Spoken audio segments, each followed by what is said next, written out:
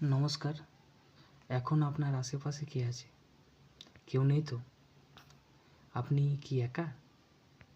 অনেকে একা শব্দটা শুনলেই ভয় পায়, ভাবে ইস, লোকটার কেউ নেই। কিন্তু বিশ্বাস করুন, একা থাকা আর নিঃসঙ্গ হওয়া দুটো এক জিনিস নয়। আমরা সারাদিন ভিড়ের মধ্যে থাকি, বাসে ভিড়, ট্রেনে ভিড়, তারপরে অফিসে কলিগদের ভিড়। সারাদিন আমরা অন্যের কথা শুনি, অন্যের সাথে কথা বলি, কিন্তু দিনের এই একটা সময় যখন আপনি একা, তখনই আপনি নিজের আসল গলার আওয়াজটা শুনতে পান।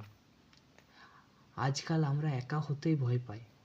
একা লাগলেই পকেট থেকে ফোনটা বের করে ফোন স্ক্রল করতে শুরু করি, যাতে আমাদেরকে একা থাকাটা ফেস না করতে হয়।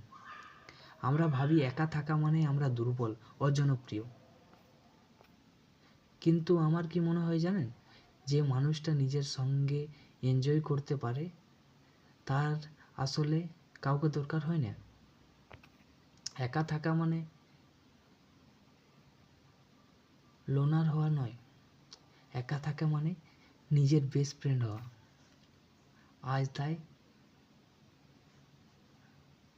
আজ রাতে তাই আপনি যদি একা থাকেন, মন খারাপ করবেন না। ভাবুন, এই সময়টা একান্তই আপনার। এই সময়টা আপনাকে কেউ ডিস্টার্ব করবে না, কেউ জাজ করবেন না। আজ একটা ছোট্ট কাজ করবেন, ভিডিওটা শেষ হওয়ার পর ফোনটা 5 মিনিটের জন্য সাইডে রেখে দিন।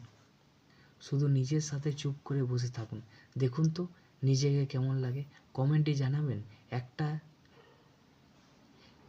কমেন্টে অবশ্যই জানাবেন, একা থাকতে আপনার ভালো লাগে নাকি ভয় লাগে। শুভরাত্রি।